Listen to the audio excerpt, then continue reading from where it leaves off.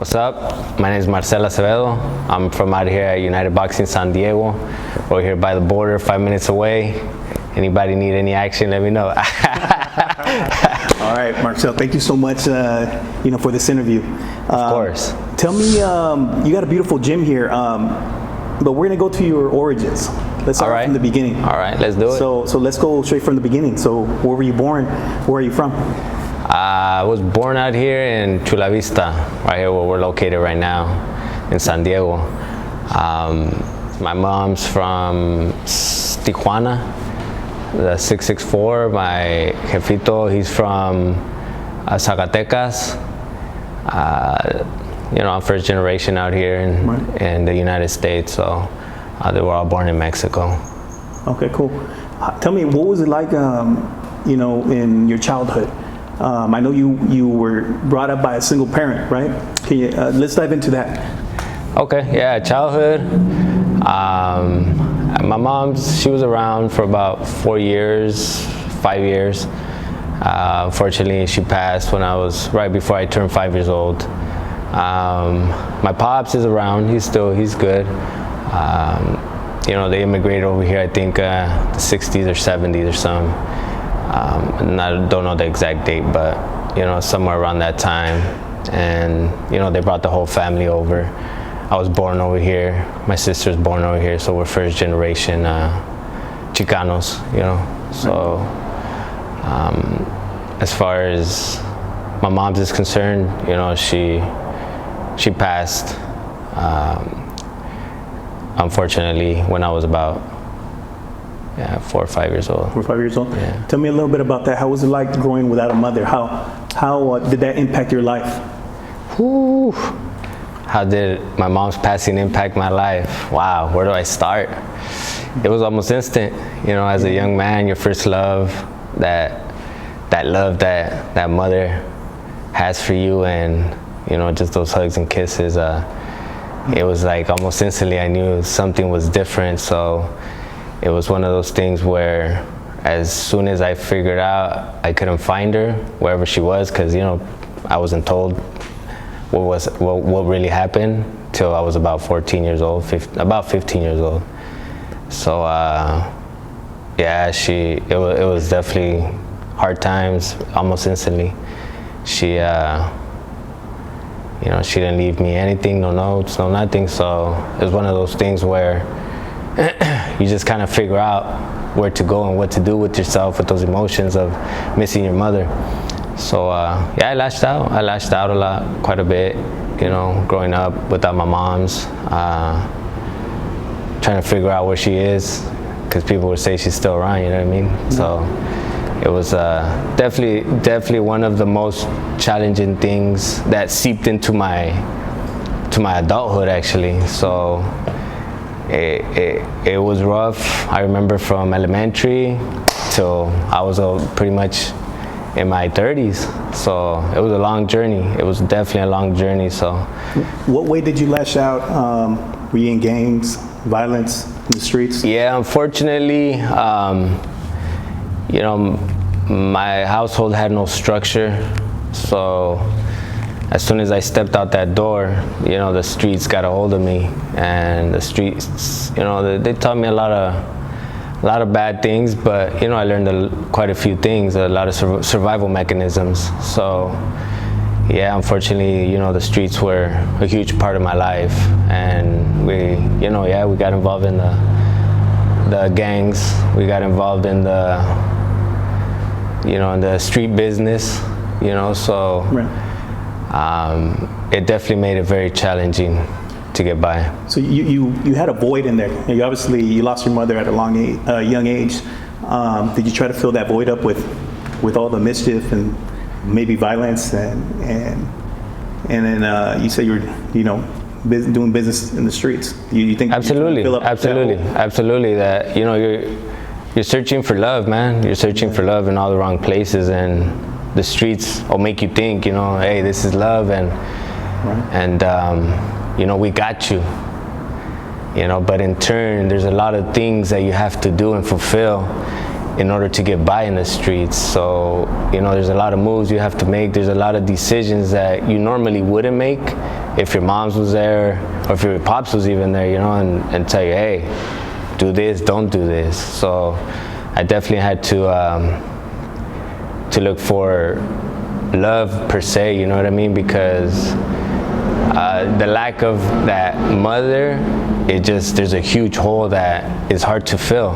And so I had my boys that would go to their house, and, you know, they had moms, they had dads around, and I tried that, you know, for a while, and I tried, you know, to hang out with certain individuals that had that, like, family atmosphere. Right. But it was just temporary, you know. They couldn't raise me, you know. They couldn't take over my parents' job. So it was like you come in and then you go searching for it again. And, you know, your boys tell you, you know, we love you and we got your back and all this and that. Yeah, you know, I'm good friends with a lot of them still. But, you know, in those moments, it's one of those things where you're searching for something that's really not there. And so your decision making isn't what it should be, having those parents there, you know, that guidance. And so, yeah, I had to do a lot of, you know, I had to contemplate with a lot of things and fight within myself to really understand what's happening, because there was nobody there to give me that guidance and say, hey, if you do this, this is the consequence. So it's kind of, you had to figure out, if I make this decision, this is going to be the consequence. There was none of that. So it's one of those things where you just have to try something and hope for the best. You know what I mean? So as far as street business, you know, is the typical, you know, there's not much at home, you know, first generation immigrant parents, and, you know, they're struggling themselves. So it gets to a point where you get in an age where you have to figure out, how do I make something happen without, you know, being a burden to my parents, or to my pops in this case, you know, since moms wasn't around. But, you know, it's one of those, like I said, it's just a survival thing, because they had to survive. They kind of instill that in you, and so you kind of pick that up, and so that's what you know, and that's the lifestyle that you have to live in order for you to be okay, or at least have certain basic needs in life that you know, we just need in general as human beings, in order to have food in our belly, and, you know, clothes on our back, shoes on our feet. So it's one of those things where it's, you know, it's not something that I enjoyed. You know, I don't think anybody does. It's just the nature of the beast and your environment. You know what I mean? That you're kind of forced into that. So, so you obviously had a lot of struggle. So how did boxing come into your life? Wow, man. Boxing, honestly, I feel like it was an accident. At the time, I felt like it was almost accidental. But, you know, 15 years almost later, I see why it happened. I can have a bit more clarity and more understanding of why it happened. But to start from the beginning, the way I got into this was by my son getting bullied. And, you know, I was one of those guys like, well, we have to do something about it, but we have to do it in a positive way, instead of, you know, how I was taught was, oh, we're gonna go meet up and we're gonna see this kid and you're gonna have to fight him. You know, I didn't want to go that route, so I wanted to go a different route. I wanted to change the whole trajectory of the life that I was living. I wanted to change the trajectory for my kids from a positive route. So right away, the first thing I could think of was, listen, let me take you to a gym, you know, and there's no options. Like, you have no options. You're crying, you're upset. So I was like, let's just go to the gym and let's get you signed up. You have, you know, so you know how to defend yourself, and these people don't bully you anymore. So that's kind of how it all began. That's basically the starting line right there, where I cut the ribbon and, okay, this is something different for me. And so once he got signed up, I signed him up. I was just that parent, you know, I think like most of us are, sitting down on the sidelines and you know, just watching him, enjoying my son, you know, building his confidence. And so as he's building confidence, I'm like, that's pretty interesting. You know, something I remember asking my father, my jefito, asking him like, hey, you know, I have some cousins that box. I'm interested, you know, I'm interested. Is there a possibility that you can introduce me to boxing? It's just like a snap in my mind that I'll never forget, because some cousins that box came through and they left, and it was just something quick. But it stuck in my head because I was like, man, that seems cool. Like, I'm doing this with these kids in school, in the streets or whatever.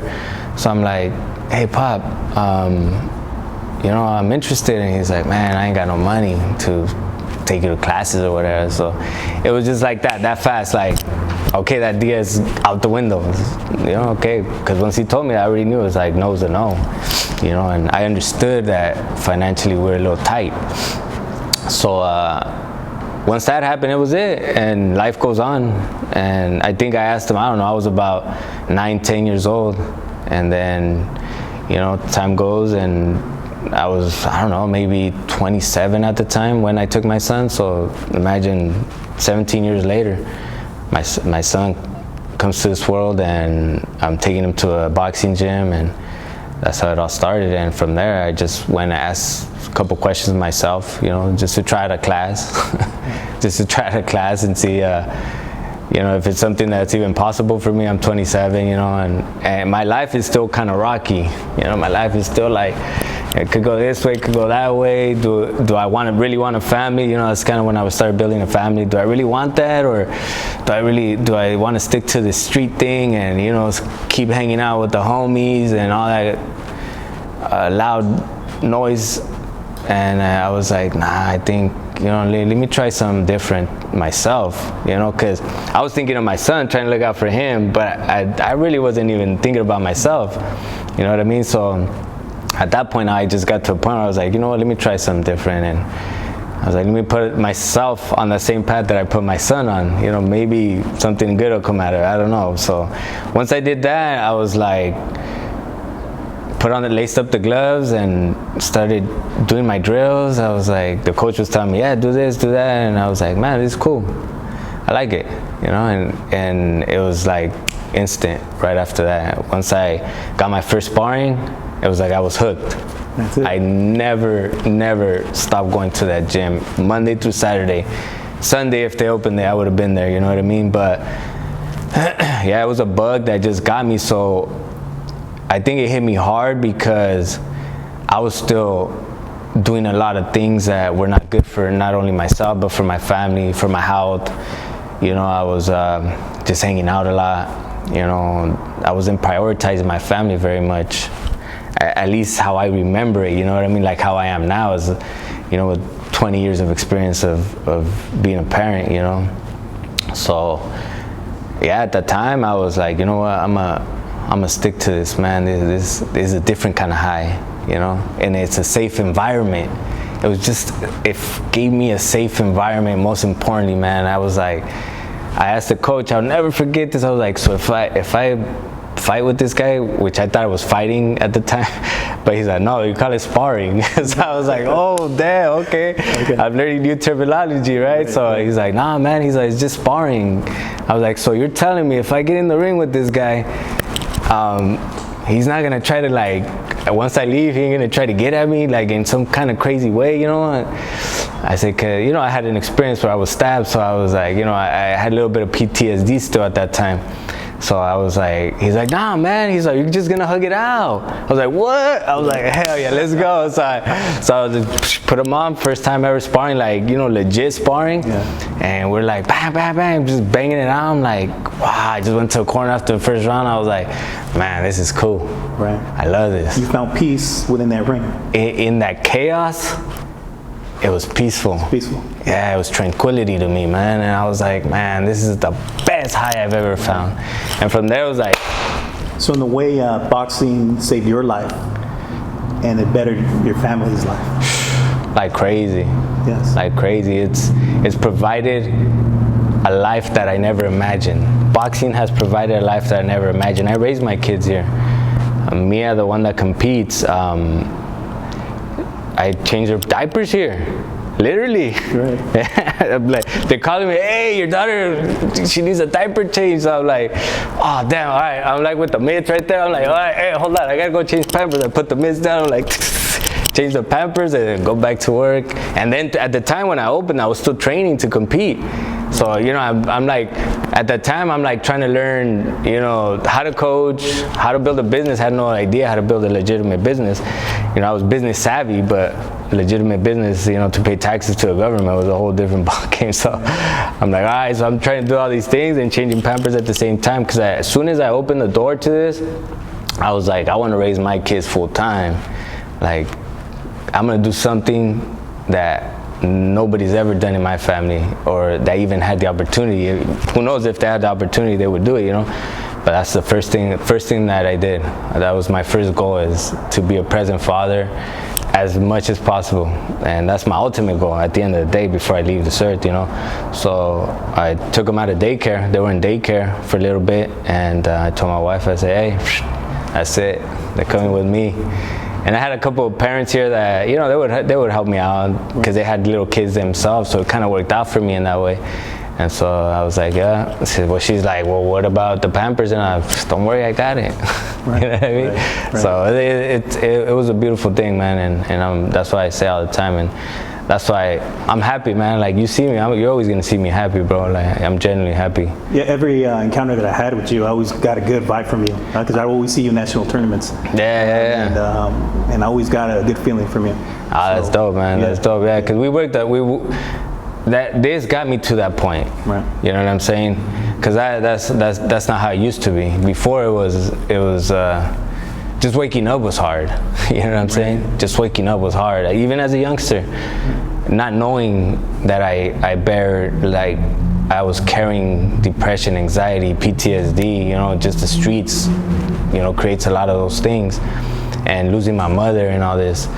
And so it was difficult waking up. It was difficult going to sleep. You know, I hear some people sometimes, I can't pay a bill, so I'm losing sleep over it. So I get it, you know, even something small and simple like that, you know, I can't pay my light bill. I'm like, okay, well, you know, let's find a solution for that. You know, there's always a solution for everything. So as soon as, like I said, going back to, you know, starting the boxing, as soon as that started, it just detoxified me from all that heaviness that I was carrying. So I owe my life to boxing, and that's why I give so much to boxing. Right. And now you can help other people that probably went through the same things that you went through, right? Absolutely, and that's the most fulfilling thing. And I've done that for a lot of people, a lot of kids, a lot of parents. I've counseled, it's funny, like I've counseled a lot of parents to give them advice and give them some sense of direction with their own kids, because they don't know, they've kind of hit a wall, and so they come to me and they depend on me a lot, and I love that. I'm like, you know, I've been put here for that purpose. You know, I know my purpose now. You know, the fighting is cool. I love it. It gives me a different kind of high and a different kind of fulfillment. But one of the biggest things that really motivates me is when I get these kids who have no sense of direction or are missing a little bit of direction, guidance in their life, and when I can give them that, that's probably the most rewarding part of everything that I do.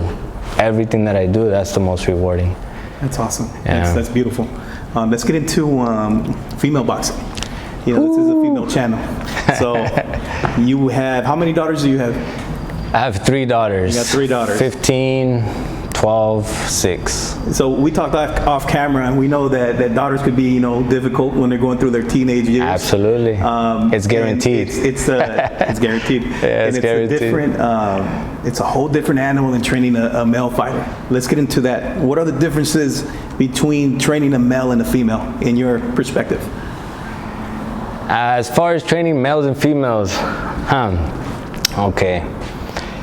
I just want to articulate this very well, because, you know, some of these boys might get offended. Nothing against you boys, but yeah, it's just, you know, honestly, from my perspective, from my experience, and the things that I've been through with them, you know, being by their side and building them, not only as fighters, but just as individuals and inside and out the ring, you know, because it's not just fighting. From my perspective, from the things that I do for them, you know. But the difference is, you know, I'm gonna focus more on the girls only because they're just a little sharper. They pick up things a little faster, you know, as they're developing, you know. Not to take anything away from the boys, but just their hunger, their instincts. I feel like they just have something to prove, and if they have something to prove, they're gonna prove it to you. There's nothing that's gonna stop them, unless, you know, like most of us, you know, little family situation gets in the way, they move or something, and their circumstance just has to change very dramatically in order for them not to continue on what they're doing, you know, because I've had some females that have just left an impression for me for the rest of my life, that have helped me grow as a man, as a father, as a coach, just as an individual. They've pulled certain things out of my character that I never thought I had, you know, just because they're females, and I thought, you know,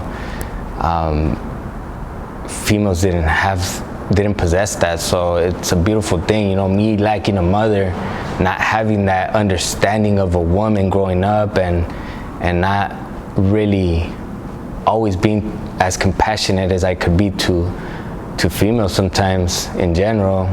You know, the female boxer changed that whole perspective for me, like just changed my world. I'm like, wow, this is different. This is actually pretty amazing, because they forced me on an emotional level to take myself as a coach to a place that I never imagined I could take myself, you know. And they'll push that. They'll push that because you assume because they're females, they're not gonna last very long, they're gonna give up, you know, or if they're too sensitive, you know. It's like all these misconceptions that I feel that are a false narrative, completely false narrative. I think they might be even a little tougher than the boys, you know. The boys, they're strong and, you know, testosterone and all that, but I'm like, nah, man, you don't understand, because if I can get a 120-pound boy and a 120-pound girl, and if they had the same strength, that girl will whoop you, bro. Yeah. I'm just saying, like, you know, nothing against you, but yeah. I'm just saying, man, the girls, they're different. And it's a different type of focus. Different type of focus. You have to have patience, yeah. And you have to have a heart, man, like in a different kind of way. Yeah. Like you have to be sensitive to them. Yeah. And as humans, we need that, right. You know, and they'll provide that for you. And they'll show you how to be sensitive, and they show you how to whoop somebody's ass. Yeah. And that's the beauty of it. It's amazing. That's the beauty of the female fighter. Yeah. You know what I mean? What was the first female fighter that you ever trained? Whew. I was actually my first female fighter. I was in my early 30s. I called her Black Widow. Daisy, what's up? Love you, girl. I still talk to her, as a matter of fact. She lives right here down the street. Okay. Yeah, she's doing very well for herself. She's going to college and all that, so I'm proud of her. But yeah, I ended up naming her Black Widow. She was mean. She was mean in the ring, and the reason I described her that way is because when she was part of the boys, she would just go all out. Like at that point, I was like, I didn't see the distinction in the boy and the girl thing. I was like, man, this girl, there's something different, you know. And she'll get a busted nose or whatever. She'll be like, nah, coach, let me keep going. I said, all right. So I was impressed. I was like, damn, this is different. Because the boys, a lot of the boys, you know, they go through the same things, you know, same adversities. And so I just didn't see that. It was something different. So I was like, okay, this is different. So I'm gonna put some attention into this. I'm gonna give her what she's looking for, you know. And yeah, she that's one of the first ones that took me out of that lane of this is what boxing is and this is what boxing is always going to be. And she said, nah, coach, let's go over here, check this out, check out the girl side of things. And that's what we did. And she was very disciplined. She was just, the hard work she put in, man, was second to none. And so it was one of those things where you're like, okay, we're gonna start a whole new journey here. Right. How far did you go with her? She only had a few fights. She was one of those that, outside the ring, outside the gym, it was challenging. Let's just say that. So, I provided whatever I could for her and her whole family. We're still cool. But it was challenging for her, to say the least. She had a lot of challenges outside of the ring, outside of the gym. So, it kind of pulled her out. But that's the nature of the beast, and that's the unfortunate part sometimes of what we do. We get these kids that we just love to train, and we care for on a whole another level, on a personal level sometimes, to where you're trying to guide them down the right path so they're successful. And so she was here for a few years actually. Her brothers, her sisters, but she was the one that took it on and took it very serious. That's when they opened your eyes into the female aspect of combat. Yeah, that's where I was like, man, I'm gonna train girls. Like, I've heard nothing but negative, stereotypical things. I'm like, I always like to break the mold. I'm just that guy. Like, I like to do things different. And so when somebody says don't do something, I'm a critical thinker, so I'm like, no, how about let me figure something out for myself, and then I can make that judgment and I can make that decision based on what I'm learning from the process. So yeah, from there I was like, yeah, I'm gonna start training females. And it's not like I look for them, they just happen to show up, and I give them the time, you know what I mean? And a lot of times they would tell me like, yeah, I'm just there at the gym. They would come from other gyms and they'd be like, I'm just there and I'm just hitting the bags and I'm doing drills, and I'm kind of being ignored. So I was like, well, look, if you come here, we'll see what happens. You know what I mean? I never wanted to make promises because, making promises is heavy. So I would just be like, well, I like to train females, so at the time my oldest daughter, she was here, she was a baby too, so I would train her, and maybe that's kind of where it all started, you know what I mean? But as far as the competition, it was Black Widow. But as far as training females, now that I think about it, my oldest daughter was the one that I started training. She doesn't compete, so sometimes I have a tendency to, keep her out the loop. But no, you know what? As a matter of fact, it was my oldest daughter, Isabel, that I started training. She was about 5 years old, 4 or 5 years old when I opened here. And I remember, now that I think about it, it's all coming to me now. I was mitting her, and she was spars. She spars to this day, but she just doesn't compete. But it's one of those things where that's where it all started. Yeah, now that I think about it, yeah, that's crazy. All right, so let's go with your youngest daughter, Mia Acevedo. She's really, really popular on social media. Let's go into her. How did she start, and where do you see her evolving in the sport? The rebel, yeah, Mia Acevedo. Yeah, she has an interesting story. Only because I didn't expect her, to box. But I think she was about 1-ish when she started walking. I just remember one day, I showed up to the house and my wife goes, look. And so I turn around and there's the edge of the couch right there, and she's doing this rhythm and jab. And I'm like, whoa, I was baffled, right? So I'm like, okay. And she's doing her thing. And it's funny how it just from there, everywhere she went, she's shadowboxing. Everywhere she goes, she's punching the couch. And then obviously she was raised here at the gym around that age, 1 o'clock, since she was 1 year old. So I'm assuming she's just mimicking everybody that she's watching at the gym. So I'm like, oh damn, that's interesting. So that's something that piqued my interest in the sense where I was like, okay, well, it seems like, she might like this. It seems like she might be a boxer one day. But I never took it serious, just because, I learned over the years with certain fighters and their parents never to pressure the kids. Oh, this is what you're gonna do, and you have to do this because this is what we do. So nah.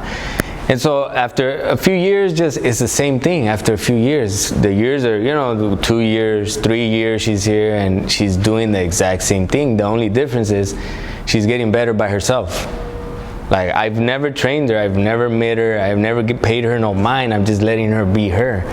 And so I say about 5 years old, she starts wrapping her own hands by herself at 5 years old. So I'm like, oh wow, okay.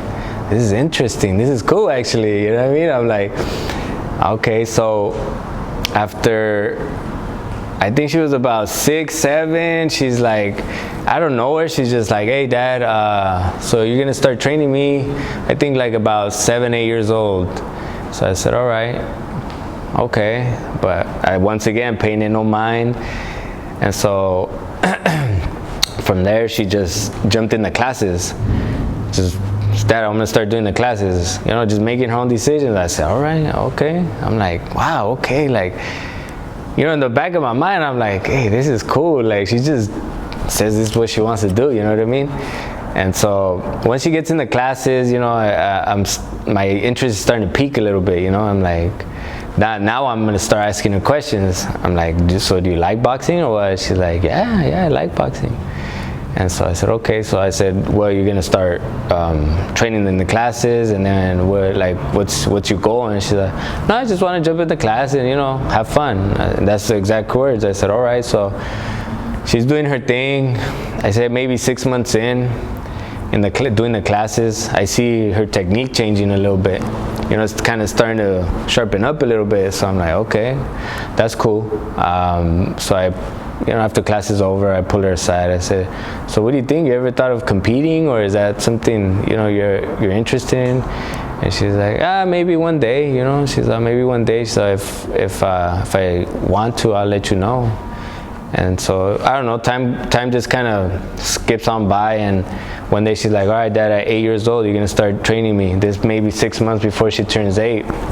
And so I said, is that right? I said, and that's when my ears start perking up. I'm like, damn, that'd be sick if she really does follow through with that. So I said, all right, 8 years old, I'm gonna start, training you, and we'll see where it goes from there. And so sure enough, 8 years comes around, that she turns 8, she gets her first sparring, and she cried. The reality struck. So I was like, all right, she's feeling the reality, you know what I mean? Not only seeing it, because she's used to seeing everybody else spar and do their thing, and she's out there, doing her little shadow, motivating the kids sparring and stuff. But now she gets in there and, she tears up, and I'm like, dang. I said, how you feel? And she's like, it hurts. She's like, it hurts. I said, are you sure you want to do this? She's like, yeah, I do want to. She said, I'm sure. I said, all right, well. And that was it. From there, it was just kind of like, okay. She gets in the routine, gets in the class, give her my 10, 15 minutes of attention.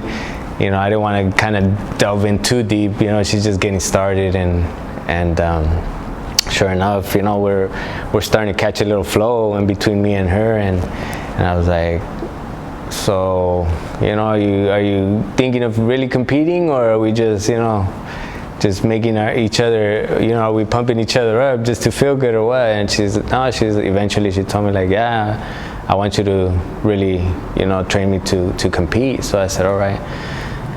So I think it took me maybe about a year and a half to really even want to make that decision, because I was like, dang, do I really want her to compete? Because it was just a different feeling, man. It's a brutal sport, and it's your daughter. Yeah, it's my daughter, and then do I really want to see her in there? And then,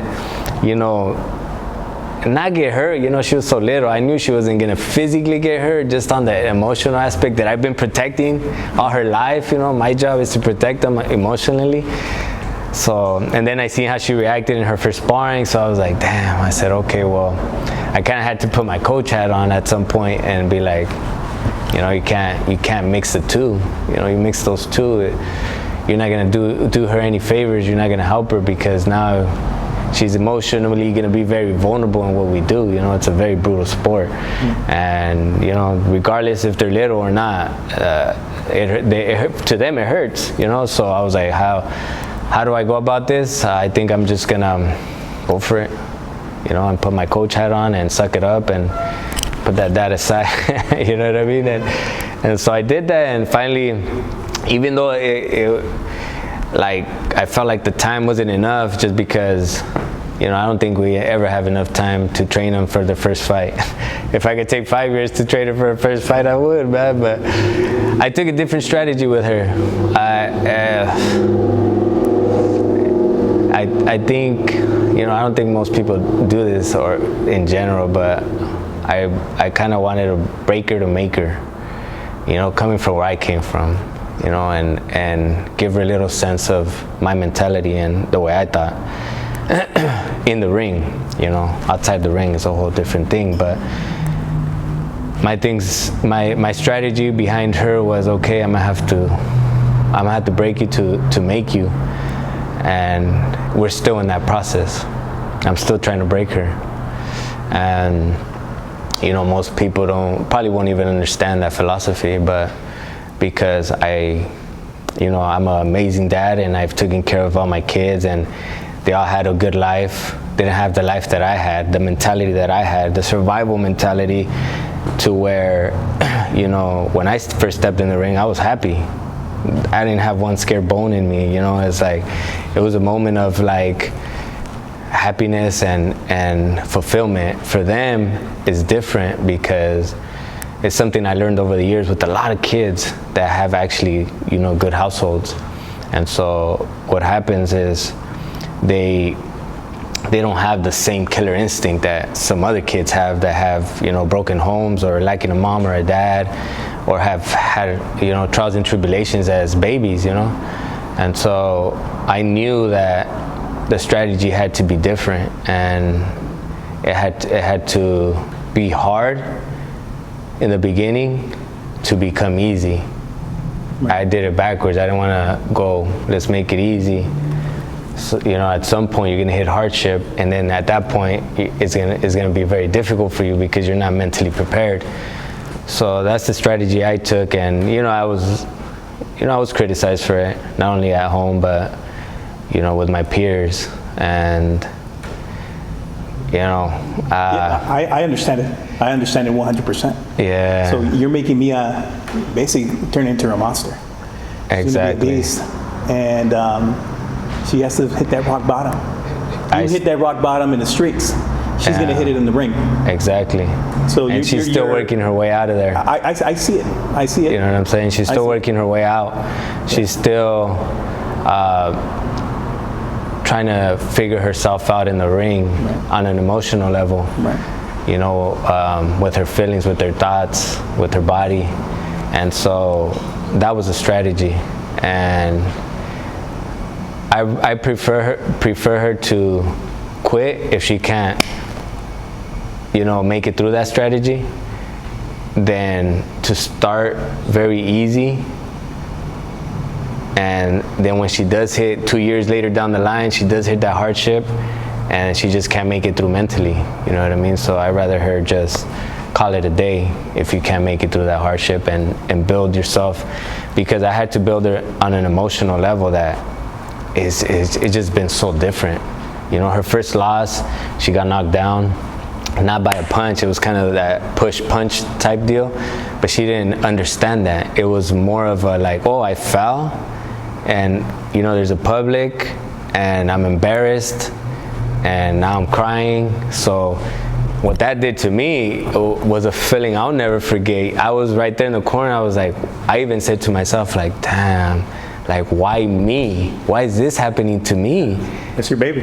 That's my baby, you know what I mean? So, and that's real shit. Like, I was like, oh, excuse my language, but that was like a real moment for me, to where I was like, damn, it's not only her, but it's me too.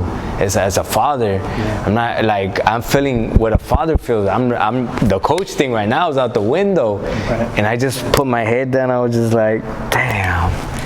What am I doing? Do I really want to go through this? Because I said, I'm going to put my daughter through this to build her mentally like how I'm built. But little did I know that I had to go through it with her. So I was like, damn, this is tough. I don't know if I can do this. So I asked her after the fight, I was like, I was in a moment too, and I was like, damn, I've never felt like this in my life. So I was like, I was just sitting right by her, and I was just going through my thought process myself and emotionally like getting myself together. So I tried to pick her up, you know, and I was like, Mia, do you still want to fight? And she said, nah. I said, I understand.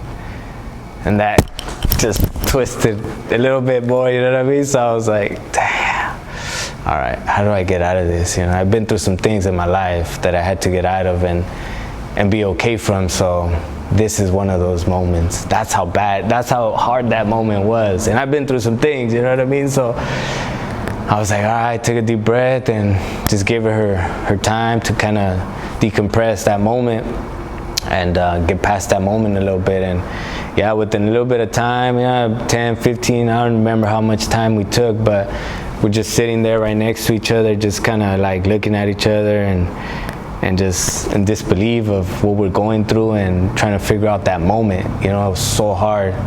And eventually I was like, you know, when she got past that moment, I asked her again, like, how you feel? And she's like, oh, I'm okay now, like, I feel better. And as soon as she told me, I picked up on it, I was like, all right, this is my moment right here to me suck it up and, you know, get on the right state of mind and let's start picking you right back up. And little by little, I was like, okay, well, look, I started kind of explaining, you know, the whole situation in the process and what we're going through and what I feel.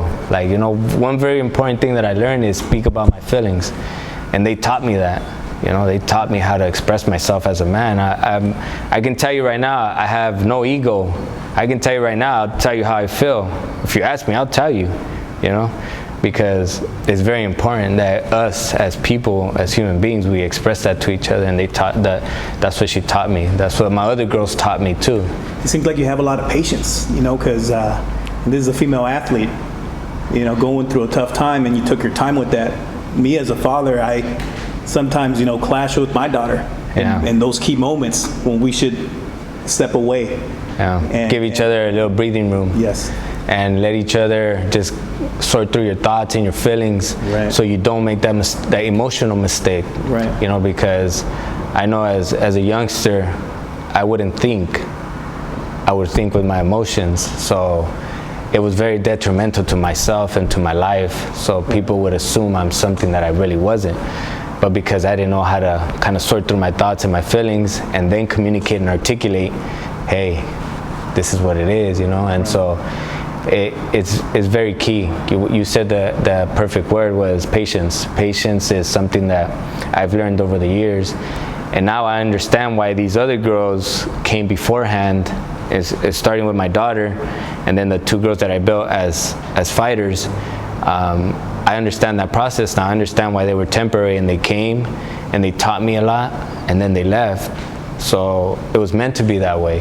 And I understand that now, and it was meant for me to be prepared for her, because I made a lot of mistakes, emotional mistakes along the way, beginning with my daughter and then with the other girls that I used to train. So it taught me immense amount of patience. That's the key right there. That's the key component to what we do, especially with girls, you know, because with girls, you speak to them a certain way, you can lose them on an emotional level and then they can't perform. Boys can take more of a, you know, they can handle a little bit more of your like hard words and, you know, do this, don't do this, and why, like, girls a lot of times on an emotional level they can, especially in the beginning stages of their career, right? Because they're just learning. So if you throw them off, I mean, you could lose them instantly. If you can lose a boy that way, imagine a girl.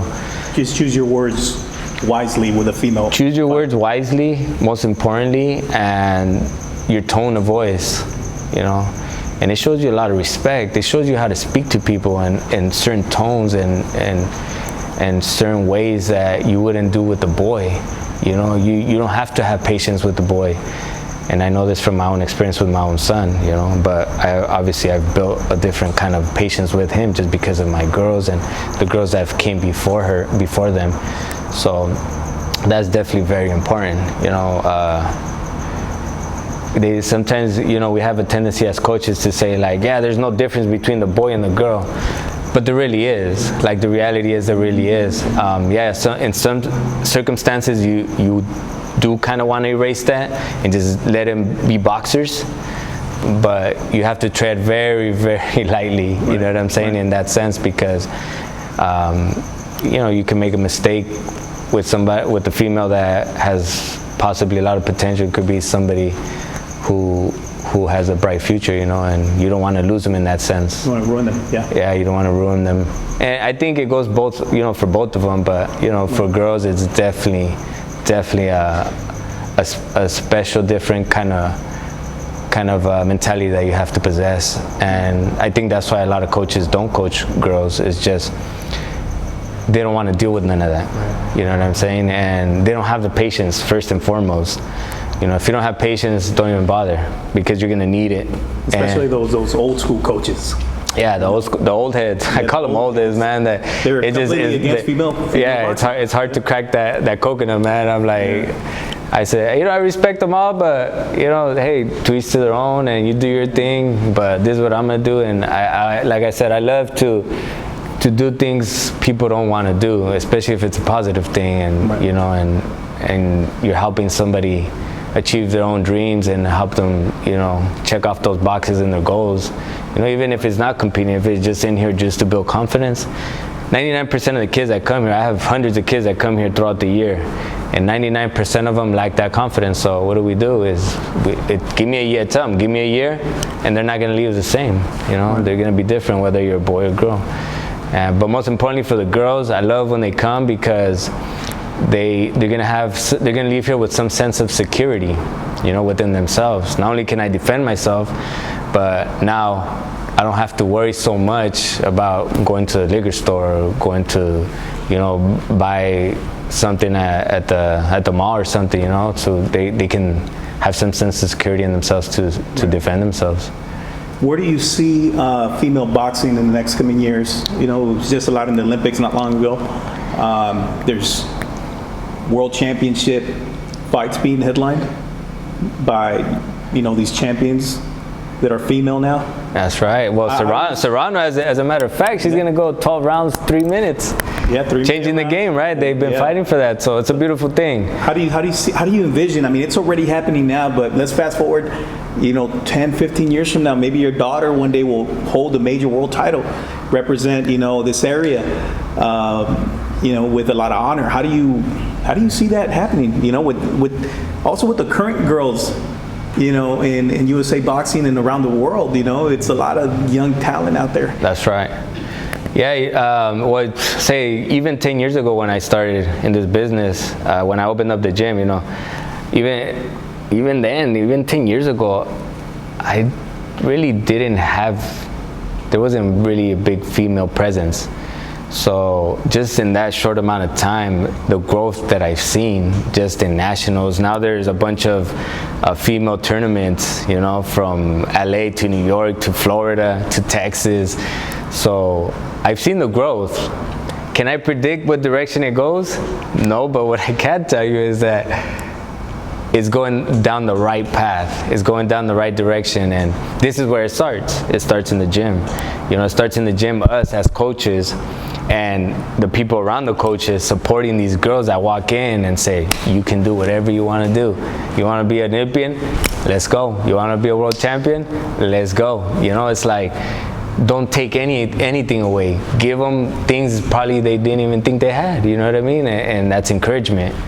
Encouragement goes a long way, you know, because what's the first thing they ask over the phone when they call me here? They're like, oh, do you train girls? Are girls allowed there, or is there any girls? I'm like, yeah, there's girls, bring them out. I said, the more girls we can get in here, the better.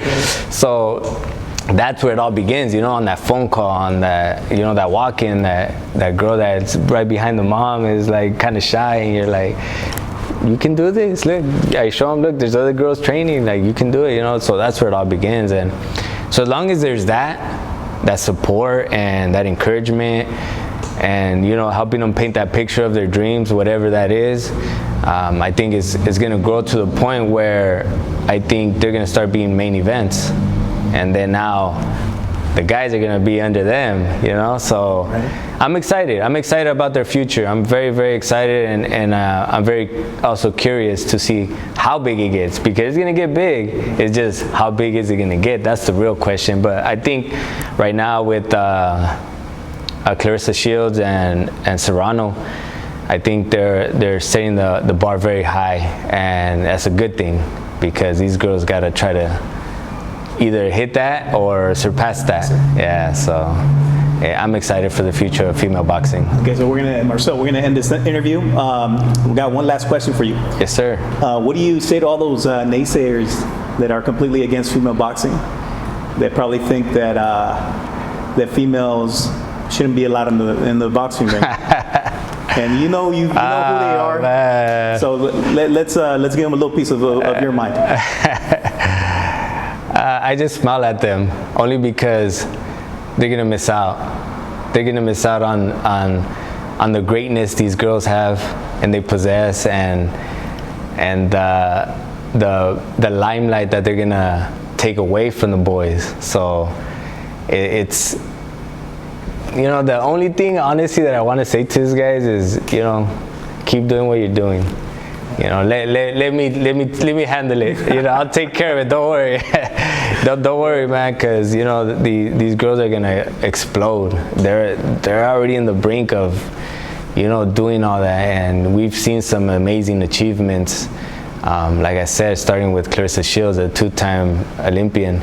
So all I can tell them is, you know, stay in your lane and have fun doing whatever you're doing. And you know, us who want to train girls, you know, we're going to keep supporting them, and we're going to keep lifting them, and we're going to keep holding their heads high so they shine, you know, and hopefully one day, you know, they'll be at the status of a Canelo or you know, where they can make those big dollars and change the trajectory of their families, you know. So I think that's the best thing I can say as far as they're concerned. Well, I want to say thank you, Marcel, for being doing this interview. Of course, it's been a pleasure. Yeah, thank you so much. Behind the corner.